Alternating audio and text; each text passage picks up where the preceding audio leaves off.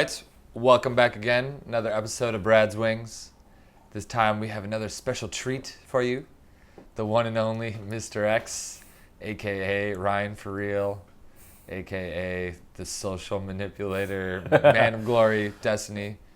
Actually, back when I was becoming an instructor, he was one of the first guys that trained with me. Or I trained with him, I guess I'll say. I learned from him. And he's actually it's been a treat throughout like the experience of like learning from him, because there's a lot of stuff that he kind of breaks down. The way that I always talk about with Ryan is that a lot of stuff he breaks down is shit that I kind of did, but I didn't know I was doing. And I was like, oh shit, that's fucking cool. And so I've actually probably learned a lot from you, maybe even more than any of the other guys, because we're like almost opposites in certain ways. Yeah, in a lot of ways. So, and I think it'll be a lot of fun to talk about with that. I guess, like we said, kind of starting things off, do you want to just do something? Yeah, kind of... so we recorded one of these before, and we talked about, I believe the question I asked you was, what are your sticking points? And at the time we were actually in Vegas, both of us coming off a massive streak, but it was really fun to sort of take apart where we were struggling. So recently, as I've stepped away from coaching, and now, I spend all day in an office, kind of in a more normal, traditional job. I've also gotten a little bit older, so I kind of wanted to open it up with, neither of us is exactly kids anymore. How has your game changed, evolved, and how have you had to adapt it as you get older? Mm-hmm. You're asking me first, too? I'm asking you first, yeah. Oh, it's like flipping the script on the interview. Yeah. I would say personally for me, I guess a couple things. Well, one is up until like about, let's say, actually it's been about a year now for like consistency, is going out 6 days a week and not hyperbolizing it like 5 years straight, 6 nights a week. So now, especially, last year when I was doing the product and stuff, I wasn't going out regularly. And then this year it's been about maybe once a week or twice a week. And then not teaching as regularly either. So you don't have any of that sort of macro momentum that you're used to. Especially, I know you're working really hard on all your products and everything. Like, you're staying with me this weekend. I see you in front of the laptop, for 8 hours a day, cranking away on social media and stuff. And for me, I'm in meetings, like, speaking hyper-logically about technology and that type of stuff. So, when you're coaching, you're kind of in this perpetual fun state. But as we've gotten older, I think our work ethics have improved. I find myself very much having to balance between Mr. Logical, analytical, to then trying to go out and like snap into like cool club guy, which I'm certainly not as able to access anymore. So I've definitely had to change the way that the mindsets I get into and what I expect of myself and how I use that to be effective. Yeah, I think the other thing we were talking about before is the frustration of knowing how good you used to be. And then, not that actually, I think the quality of girls I'm with now is definitely better than it's ever been. My sense of entitlement's higher. My self-esteem is infinitely higher. I just know you achieve more in life. You have more tangible things in life too. And you've lived longer, so you're just more comfortable with yourself. You're more centered.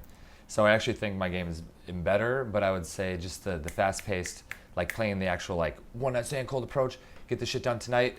There's certain times where, the old me would have easily seen that little window of, that's the time to pull. And then like a couple hours later, I'm like, oh shit, I didn't even think about that. And I think what happens, it'd be cool to have you talk about again what we were talking about, where like, you're like, fuck, I used to be so awesome at this. And then what you were saying like, so I said, it's funny, like if you look back, I've been doing this for 8 years now.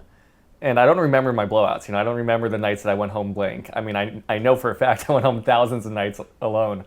But if I think back, naturally all of us remember the times that stand out. And those are times you did something glorious or crazy or pulled some hottie or who knows what happened. So it's very easy to remember, to kind of look back on your own experience and be like, man, like I used to pull every night. What happened? Yeah. And you're like, oh wait, no, I didn't. It's like selective memory. Those are the nights I happen to remember now when I'm looking back.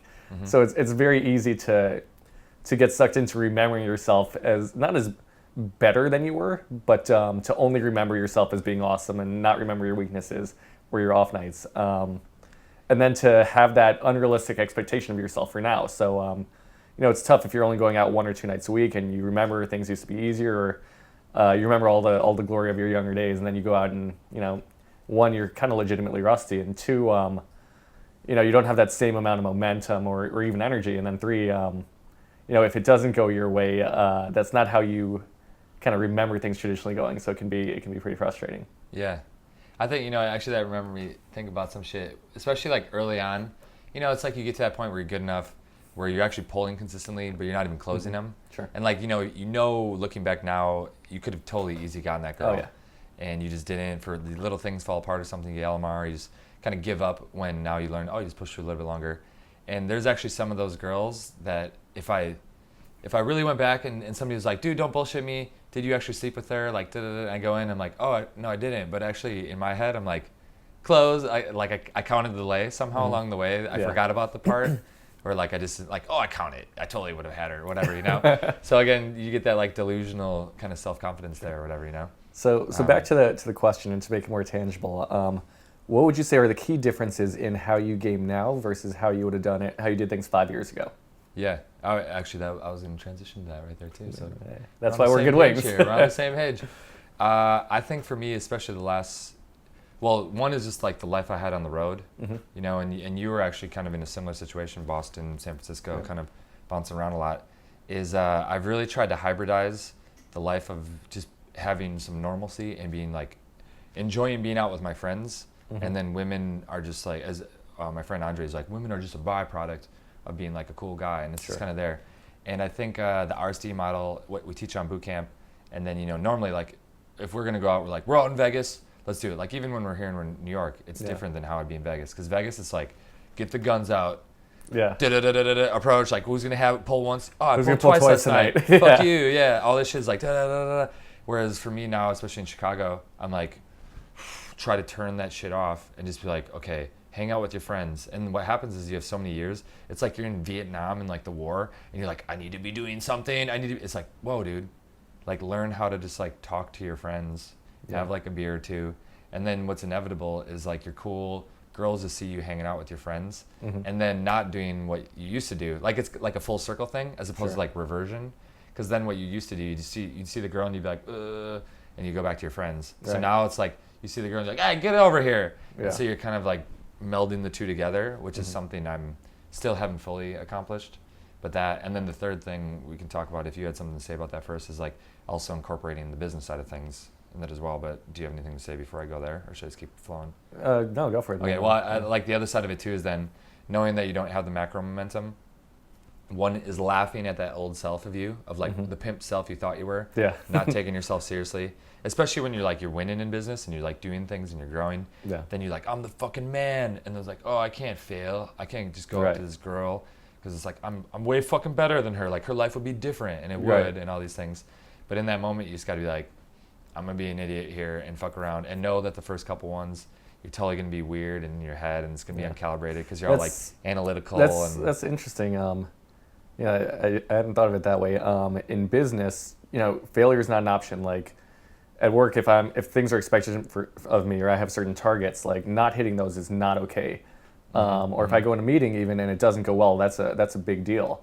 Whereas in the club, most of what you do is not going to go well. But you don't need everything to go well. You need one or two to go well, and that's your night. So yeah, it can be tricky, kind of transitioning between those and getting back into the mindset where failure is okay, and things going not great or anywhere between not great and catastrophically wrong is okay. Yeah, that's actually a good point. I never thought about that either, because it's like, especially if you think about like creating a productive week or something, you're like, for me, the more it's like, okay, I'll plan out the whole week. Like, this happens here, boom, boom, boom, and you start getting this like momentum, and everything's stacking, and you're accomplished, like achieve, and then it's like, okay, time to go out, fail, and it's like almost the opposite. Yet, I mean, it is and it isn't. It's more like you're just kind of warming up or something like that. Right. But there isn't really that like warm up phase in kind of like most other areas. Exactly. You know what I mean? Yeah. Yeah, that's interesting. I'll admit I definitely have trouble like balancing that my professional kind of expectations of myself and of those around me, and my social or specifically kind of like cold approach expectations. So that's been something I've struggled with. Also, if I think back, I mean, I think I do things completely different now than I did a few years ago. And I think for me, the biggest difference is, whereas, there's a concept, I call it core, and it's kind of a self-assuredness of everything about you. So when you approach, it's shown in your volume and your tonality and the way you present yourself before the girl. And so when I was younger, understandably, like a lot of people, I was lacking in core. and I'd make up for that or compensate for that with energy, spontaneity, and fun. As I've gotten older, physiologically, that energy level is not as accessible as it was. I'm not an old man, but certainly not 23 anymore. And then also, I guess I'm less interested in like crazy fun. I love to have it sometimes, but on a casual night out, I'm more interested in genuinely connecting with someone now than I used to be.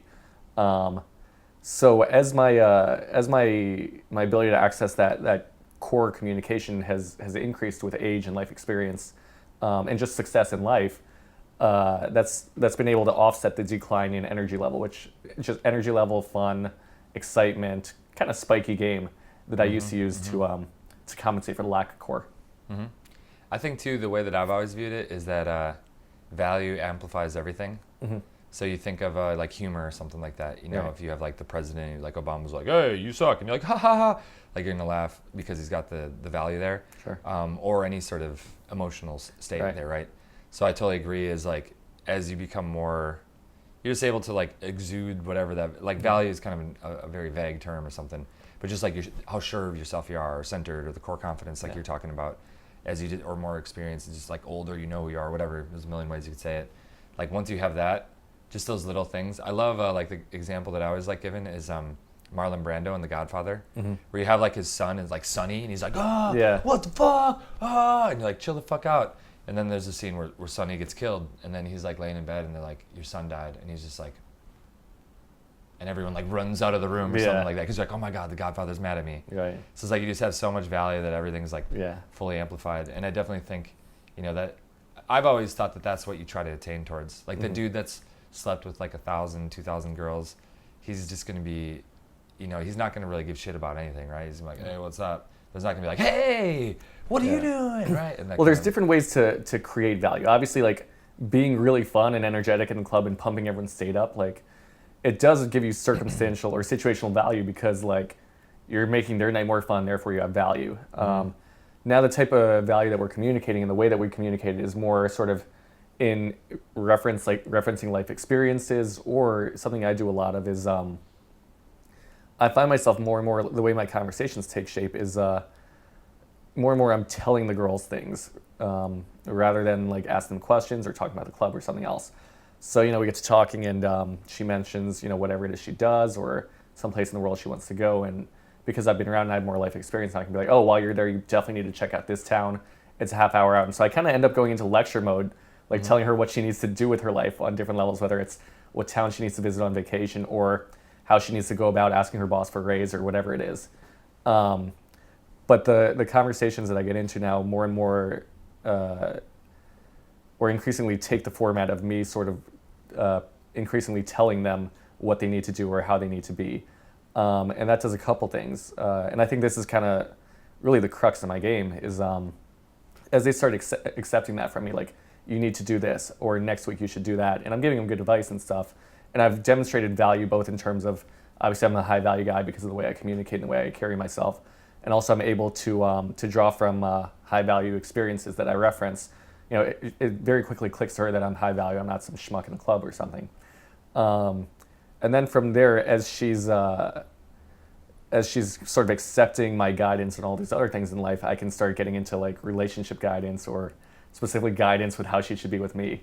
Yeah. And I think this is where mine and your game have always differentiated. And I say this, as you said, like you and I are opposites. Maybe this is in my head, maybe it's not. But the way I think about myself, the way I think about it is that, Brad comes in Mr. All-American, like hair, wavy hair and all that stuff. When girls, are talking to their parents or their friends or watching TV, like their society's kind of filling them with the idea of the type of guy they want to end up with or the type of guy they should be with. And that guy is tall, has like wavy hair, has like massive arms. So it's not a far departure from their like perceived reality for them to see themselves with you. It's kind of the way things are supposed to go in a lot of ways. Whereas me, I like especially like Southern blondes. And so if I'm dating some girl from like, Arkansas or Texas or something, and she's like 5 inches taller than me and everything else, I'm probably not what she pictured in her head she's supposed to end up with. And depending on how hard that idea of who she should end up with is pre-programmed in her head, the more obstacles I have to overcome. So a lot of what my game is doing is, obviously I show high value, I show leadership, but I also need to start addressing her perception of who she needs to be and who she needs to be with in life, and then and start shifting that. So the way I'll do that now is, if I'm talking to a girl who's 23, 24, I'll start talking about their career and where they want to go with it and make some suggestions like, oh, instead of taking this path, you may want to look at this because this industry is growing while this industry is contracting or something like that. And then I can playfully start talking about the types of guys she's dated, and I can tease her about dating the captain of the lacrosse team, which is funny because say this girl's been out of college for 6 months, right? In college, dating a lacrosse player is like the highest status thing she can do for herself. And all her friends, basically the entire college, everyone she interacts with socially would encourage that. Like, you did good, you landed a lacrosse player. But now she's out of college, she's in this kind of new environment. And I start like teasing her about, like you were young and silly, you made stupid decisions, you had poor judgment, like I bet you dated like some lacrosse dude, like, and now I can tell you're smarter than that and you're getting over that. Well, what's she gonna say? No, I'm not smarter than that, I'm not getting over that. When she's been accepting all my other advice and guidance, and say, yeah, like you're right about this, you're right about that, and I'm like, yeah, and now I can see you're getting more mature and like you're being smarter and you're not gonna fall for some lacrosse guy anymore. She's not gonna disagree with me on that. She's gonna be like, yeah, you're right. I'm not going to fall for some lacrosse guy. I'm like, yeah, so it's that tipping point in your life where you need to start, looking to find a guy who can, really partner with you in life and help you get to where you want to be. I mean, I'm sure you're an ambitious person. You have a lot of goals. You have a lot of ideas for what you want to accomplish in your life. So when you think about who you want to be with, you want someone who can further that for you. What would you say? By the way, if you lay that's the sickest rap in the world. just so we agree. The only thing that I would say with that though is, where is the fine line of falling into the provider frame and like this is going to happen tonight, casual sex, whatever, as opposed to like this is boyfriend material. You're not getting into provider frame because it's a good question. Because I will say for me, quickly is like, I feel that the best frame that I have when I'm pulling usually is like almost father-daughter, which is kind of almost what you're getting at, where it's like, because they're so submitted, and it's like you're like their protector. You're like, hey, we're leaving now. They're like, are we? Yes, we're leaving now. She's like, okay. And she's fully following your frame. And I see you doing a lot of that too, where you're like, So let's say my frame is like, make good decisions. I will help you make good decisions, but you need to start making good decisions, right? Then I can keep calling back that frame anytime I run into resistance. So I'm like, hey, like, let's go outside. She's like, oh no, I can't leave my friends. And I could be like, sweetie, listen, you're not 19 in college anymore. You're gonna have to start acting more independent because if you pull this friend nonsense, like people are gonna look at you like a child, and that's gonna hold you back in life.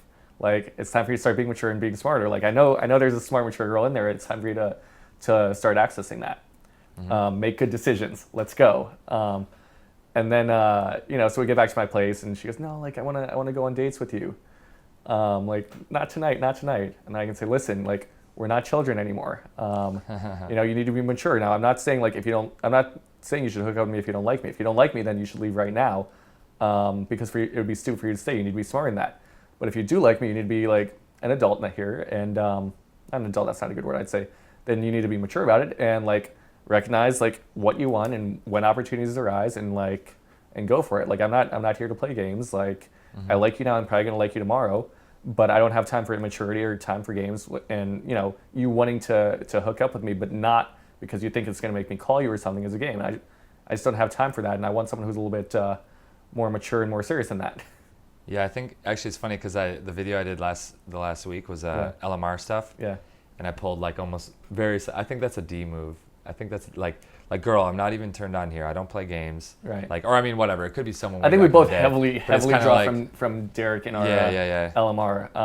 And we've all kind of adapted it to get the thing. Well, the thing that I didn't talk about then, but actually popped in my head, and I wonder what you would say about that, is I definitely think there's that you hit this line where you're like, okay, I got to just like put this out here and say like what you're doing is whack right now, and actually get logical. Yeah. So it's like, but if people hear this, they're thinking like, well, don't you want to keep it fun and playful? Oh, you immediately snap out of it. Yeah. Yeah. So like, what would be your little indicator of like, or is it just like a little pattern interrupt and then you go back? Like how's? Yeah. So I lay that rap on her, and then if you come at somebody that seriously and with a lot of core, it's gonna generate like a very intense feeling in them, almost like adrenaline-ish.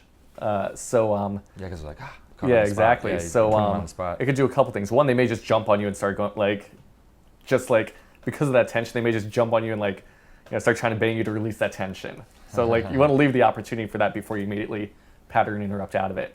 But if not, no, then I'll definitely like tease, immediately cut to teasing. And so on that, to be congruent with that, I'd be like, or it's cool, you're a baby, you're just my little baby, I can't sleep with you. You're like my little puppy dog, and I'll like start playing with her nose or like lick her nose or something funny. And Yeah, well, because see, that one's good too, because I was thinking like, oh, keep it playful, like, oh, I'm just joking, but it's not, like, you don't want to go not back. just joking, Right, because you because don't then want you're to going backpedal backwards. on it. Yeah, exactly. Yeah. But what it also does though is a moment earlier, she liked me because I'm serious and I'm treating her like a serious person. Like we're talking about her career and her ambitions and stuff, right? And then immediately, like when she doesn't go along with it, I jump into, oh, you're a baby, you're my little baby, and she liked being treated as like a serious person, and I'm not treating her seriously, so she's gonna want to get back into like Yeah, so you're kind of like serious patronizing her. exactly, chastising I'm her, patronizing her, yeah. so she's gonna want to get out of that and get back into like real mode. That's cool. And I gave a very clear avenue for how to do that. Meaning my dick. No, I meant pancakes, but take it wherever you want. So another thing I wanted to say quickly, what you were talking about before, with we were talking about like, what do I look like, what do you look like, stuff like that. The thing that really popped into my head was how most guys, they're in there, they're reacting to the girl, and for me, a lot of ways, the way I define attraction lately is not even like, oh, evolutionary, like, oh, value, whatever. It's just like whoever's frame is stronger, and my frame is just so strong. It's like you will be attracted to me. You Sure. will, and I'll just like I've just made this decision, and either you are or like not, and like a certain percentage will, a certain percentage won't. You just get more and more better at having that strong frame. And so what you kind of mentioned there, what made me think about is like, if maybe you are that sort of guy, like let's say you personally don't think that you would be the traditionally attractive guy, Right. but I think even more so, a good example of that is the fact that like casual sex is normal, that this will happen tonight. That's another frame that you really have to force on them. Yeah. And it's not even forcing it on them. It's also like, she's not thinking like, this guy is my reality versus what I think. It's like you basically have to have a stronger frame than like, what do my friends think? What did my parents tell me growing up? What does society tell me? Yeah. And like you're the one who's like leading, dictating Right, way because, more than just like, a little bit. and because we're not just talking about attraction here, right? Attraction is very trivial. I can, firstly, you said I don't think I'm good looking. I think I'm quite good looking. No, I'm handsome enough. I just said different, Yeah. non-traditional is what I said. So thank you for that. I think I'm handsome enough. Look, unless you look like a goddamn troll, getting attraction is easy. Like you can go in, pump high energy level, pick her up, spin her around, like squeeze her cheeks, and you've got attraction, right? So it goes beyond that. It goes to because it takes a lot more than attraction for the girl to go home with you. Like you said, I mean, you're attacking a lot of preconceived notions, not just her notion of what is attractive, what's not, or who she should or shouldn't end up with, but like her preconceived notions that she shouldn't go home with a guy on night one, or she shouldn't sleep with a guy until so many dates, or until he buys her this or that, or she shouldn't separate from her friends when she's out on the town, or whatever it is. So the frame I'm setting up is not just like, oh, I need you to get over the fact that like you're taller than me, but it's setting up a scenario where whatever societal notions she has in her head that are going to be like in the way, I've established a frame that I can come at them and remove them as barriers. Yeah, I was going to say that gets into really what we were planning on talking about with you specifically, and you've hinted at this a lot already, is the whole like, I said like social manipulator, or kind of like bending the matrix of like what she expects reality is, and then like you kind of adapting reality to get what you want out of it. And the way that most instructors, the way that I've explained in the past, is like overpower the frame, have a stronger frame, where I think you have a more like subtle way of dealing with that. So I don't know if you could expound on that somehow. Yeah, well, I do it in a couple ways. So the way the example I gave earlier was like a very, very linear, logical, kind of well-constructed frame that I can then reference whenever I run into objections. Of her being an adult, making decisions for herself. That's one way of doing it, right? But the other thing I'll do is, and I see so many people make this mistake, is over-acknowledging her natural instincts to steer things in the wrong direction. So I think what people think is they tend to see everything the girl says as like being concrete, stone, and certain. So if a girl is like, I don't date guys shorter than me, right? They see that as like a concrete stone rule, and therefore like, oh, she's taller than me, I'm shorter than her. I can try to talk her out of it, or I can just give up right here, or I don't go home with guys on the first night, whatever it is, right? And a lot of times people, because they take that as like written in stone, they attach too much importance to it, or they take it too seriously, or it impacts their reality and their frame too much. So I think one of the things that I love about my game is I'm very non-acknowledging of things that go backwards, or things that are non-conducive. So if I'm talking to a girl and she's like, you're too short for me, I'll try to say, not really. Anyway, blah blah blah. I keep using height as an example. I don't date guys shorter than me. I'm like, yes you do. Anyway, blah blah blah, and that's it. I can't leave my friends. Again, I'll just be like, okay, come on, let's go.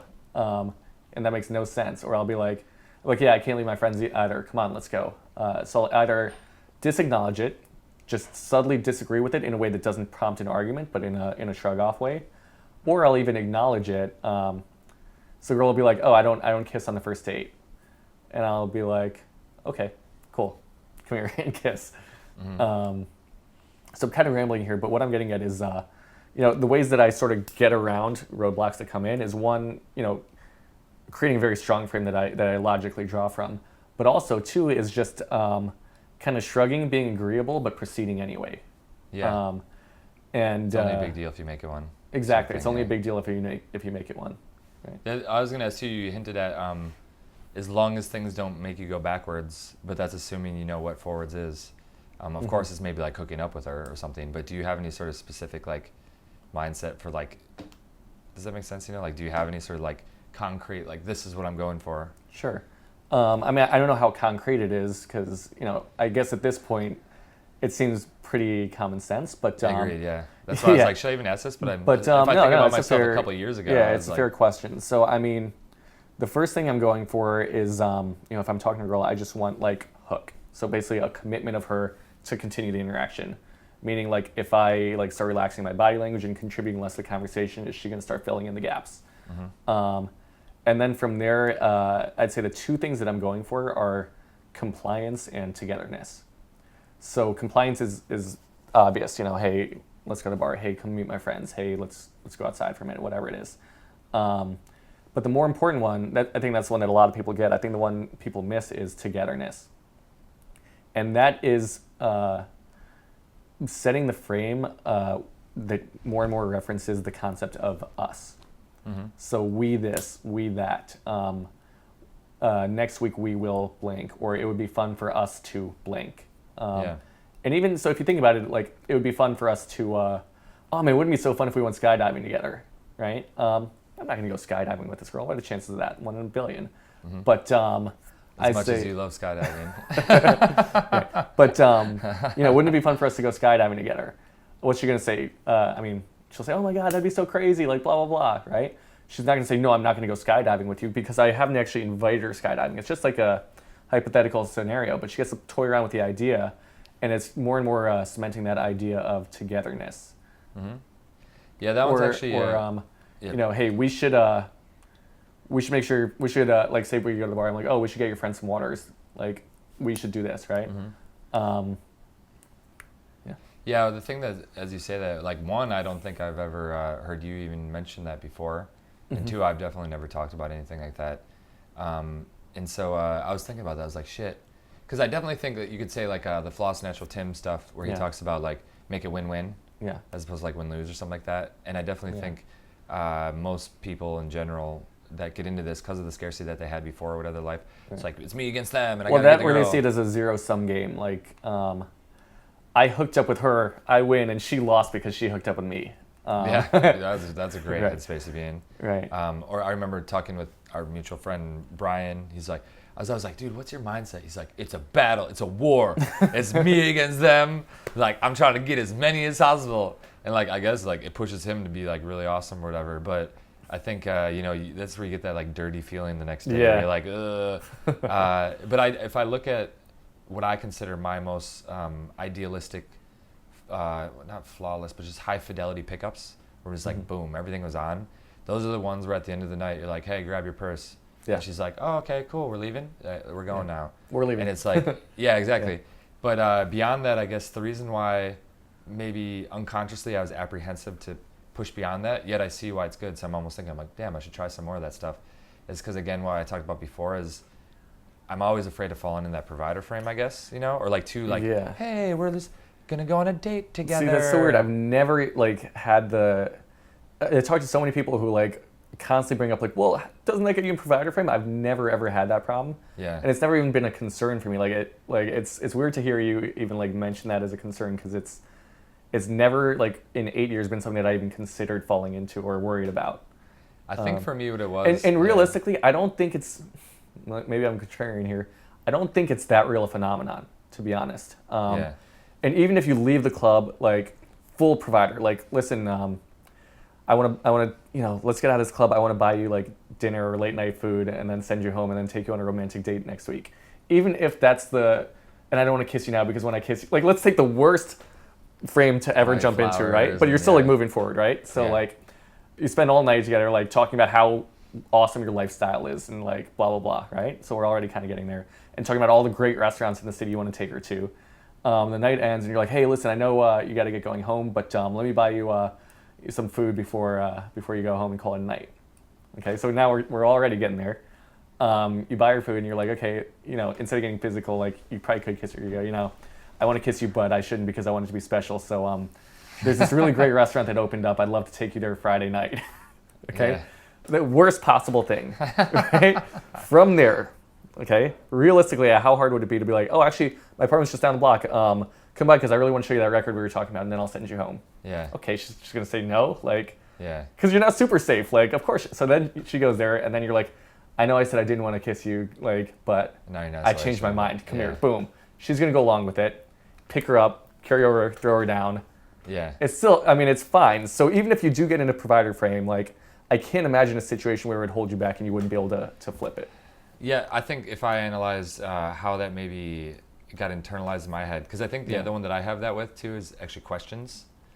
Anytime I'm about to ask a question, I'm like, don't do it, don't do it, Yes. don't do it, don't do it, don't do it. That's a And I'm remnant like, from, like, year one of game. yeah, exactly. And I actually think the provider one is the same thing, because I did actually fall into that a lot, because I just didn't have the like the sex appeal Yeah, or but like see- that sex-worthy guy. Whereas if I think about it now, Yeah. like it's inevitable, like it's obvious that like the sex was in, like if you get with enough girls and you've had Sure. enough stuff like that, it's like this dude, like no girl is gonna ask me like we should be boyfriend girlfriend. Like the hope, right? The hope is there or something. Yeah. But there's just that kind of like Right. unapologetic kind of Sure. sex-worthiness. So And, you can get away with a lot of the shit you're talking about. You know, you said fall into the provider frame. I don't think it's like a bad, like, it may not be the most direct point from A to B, but I don't think it's a bad route. It's maybe like, you know, you go 10 degrees off to the side and then you got to correct. So I don't think it's falling in. I think it's, okay, you know what, this is taking a different route, and later on I'll just have to correct course.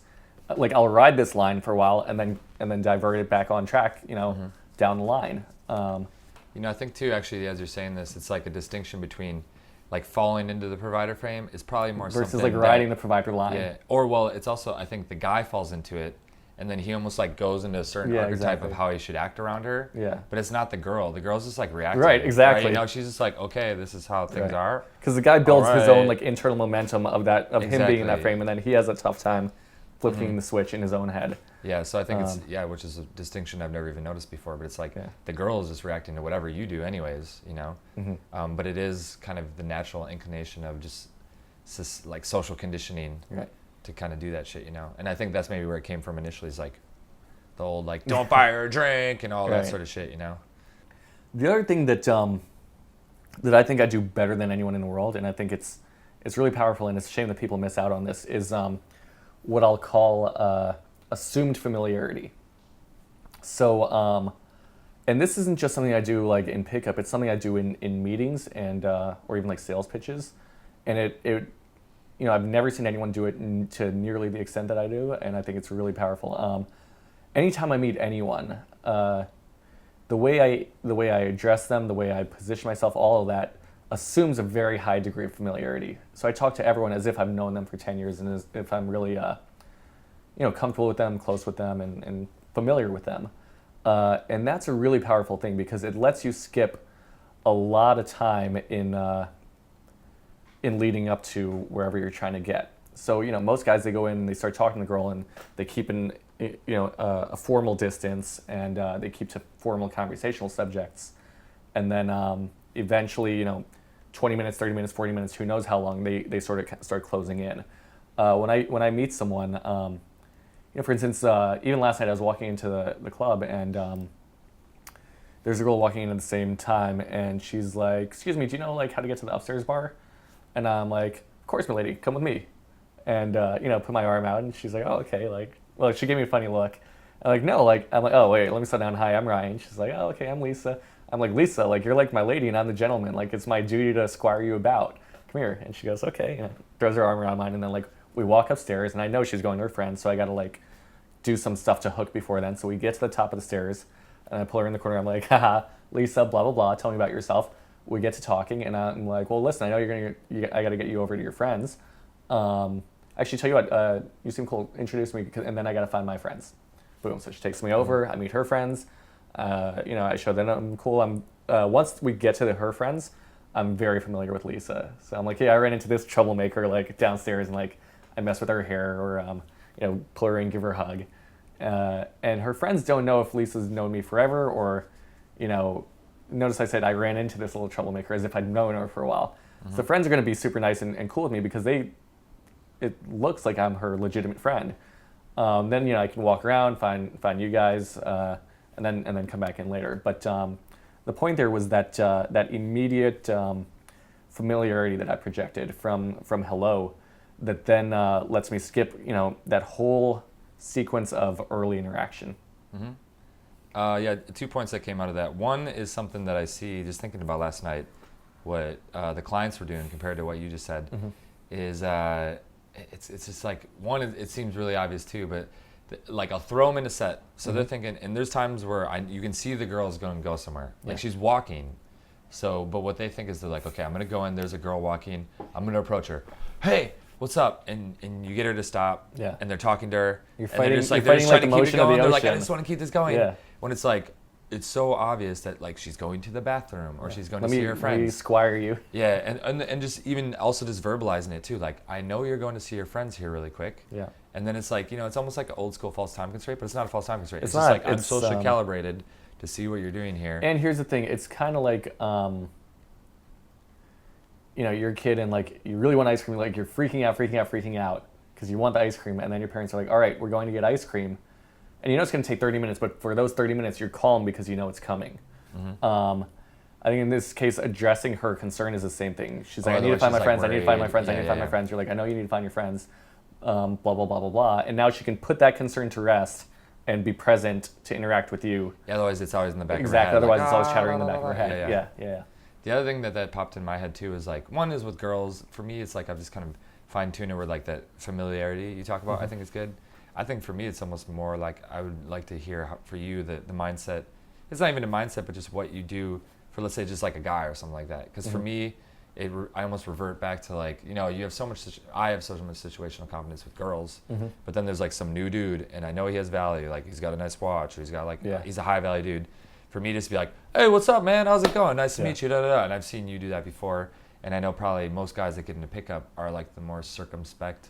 Sort of they're a little afraid to kind of put themselves out there, and I'm sure something with you, there's a conscious thing kind of going on there. Yeah. So if there's a guy in the situation, firstly, it's is this guy cool or is he a chode? Because you're saying in the club or in any environment.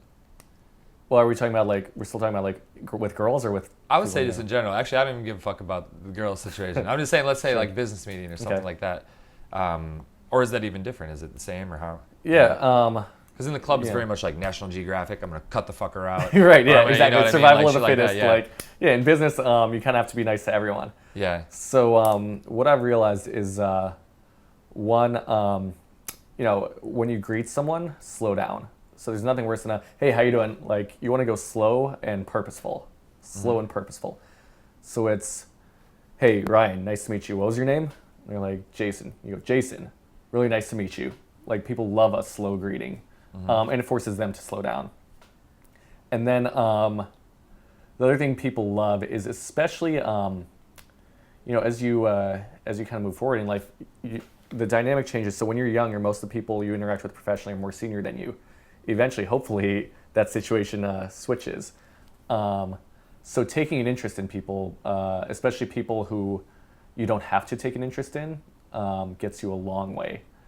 So people below you, you're saying? Exactly. Yeah, So I go into a meeting and say I meet with their vice president, who's a senior guy, and obviously I have to be really polite with him and pay attention and everything else. But then they've got the junior person who is kind of there to help out, but not the key decision maker, right, or not the boss. Taking interest in that guy, like, man, you got a tan going, like, looks like you just got back from vacation or something. The guy's like, yeah, I just went to Florida. Or, oh, really? We're in Florida. Oh, that's awesome. Yeah, I was there once. Well, how'd that come out? Who'd you go with? Oh, cool. Did you make it to this? Awesome. More professionally junior people rarely get to talk about themselves. So giving them that opportunity, well, actually, everyone loves talking about themselves. Giving people the opportunity to talk about themselves and then approving of it, like, that's awesome, that's really cool, is like the quickest way into a guy's heart. Yeah. I like that too. That, and then also... and then when you need to get a hold of the VP or some shit, you're probably going to be dealing with him anyways or something. I mean, the VP, yeah, like... depending on what there's that, well, also, so I mean, at the end of the day, VP's going to be like, well, junior guy, we met with 5 companies today, which one did you like? Yeah. And because realistically, you're the one that's going to be interfacing with them on a daily basis, so which one do you want to work with? Yeah. The other thing is, this is kind of devious, but there's a lot of people, there's people more successful than me, and there's people who I'm definitely more successful than. I'll ask people who I'm like wildly more successful than for like career advice or personal advice. And they light up and they start being like, oh, you should really start thinking about doing this or that. And it's like crap advice. But what it does is it gets them invested in you. Or I'll start asking people questions that maybe they shouldn't share the answer to. So I'll be like, so let me just ask you, what's like the market perception of my company? And they'll say, oh, we think this and that. I'll be like, so like if you were me, would you, is it somewhere you'd want to be, or would you think about kind of maybe looking around elsewhere? And now I'm asking for like very personal life advice from them. I'm not going to listen to what this person says. Oh, but, you're asking them if you should like quit and do a different job or something. Right. or like, so what do you think I could do to like, really, get more traction in this vertical or something? And they'll start like giving you advice on how to like pitch better or something, right? Yeah. Or like how to win more deals or something. Now, once someone is giving me life advice, do you think they're like investing in me? They've taken a liking to me. Do you think they're gonna like shut me down for a deal? They're gonna be like, we know you have a great company. You should stay there and maybe talk to your boss about taking on more responsibility. I'm like, oh, cool, thanks. Yeah, that's really smart. But I'm not gonna work with you, asshole. Of course they're gonna give me the deal after that, Yeah. So. I like that shit. Even a little side tangent here, I was intrigued by it. So, and he's like super successful salesman, sales manager, all sorts of shit with that. So. And then so that's like in business where you got to be nice to everyone. In a club, it's more kill or be killed type of thing. So if I'm in a situation where a guy comes in, first thing is, all right, is this guy someone I can work with, or is he gonna like be clumsy? And so if I'm like, no, this guy's just gonna like, he's not cool enough. I'll like disavow him, ignore him, disacknowledge, and even like pull his girls away. Like, I'll turn up my energy or my engagement level to like pull the other girls away from him, like into my sphere. If he's a cool dude, the first thing I want to do is, what I want to do is kind of get a nod of acknowledgement from him. That's the best thing in the world. Is like when you're talking to a girl and she has more friends than you can deal with, or like you're alone, but there's 2 girls, and someone comes in and you can tell he can handle himself, one. Until you look and you give them the nod of like, yeah, we're gonna do this together. That's the best thing in the world. It doesn't happen very often. Because no, a lot of times like these guys come in and I can tell you it's the dumbest thing in the world where like it's the guy, me, and 2 girls, and the guy will keep trying to like he'll just keep trying to blow me out. It's like, dude, I'm trying to help you out. I'm like, here. dude, like, you're not gonna if you lose me, like you're not gonna be able to hold the two of them by yourself. Like, why would you try to like compete with me? Like, let's do this together. Yeah. But guys just aren't like smart enough to think like that. The only time it's worked for me is like in Las Vegas because there's like actually Yeah. cool dudes there. There's cool dudes there, And I've right? had it twice specifically. Like even we pulled back to the room together. Yeah. And he's kind of like we're in the main area. It's like the Yeah. Wynn where they have the separate rooms and stuff. Sure. So we're in the main area and he's kind of like, what's going on here? And I'm like, let's go to the ice cooler room. And I'm like, this is your time, bro. Or like, you know, shit like that. And he's just Yeah. like, okay, sweet, Yeah. here we go, or whatever, right?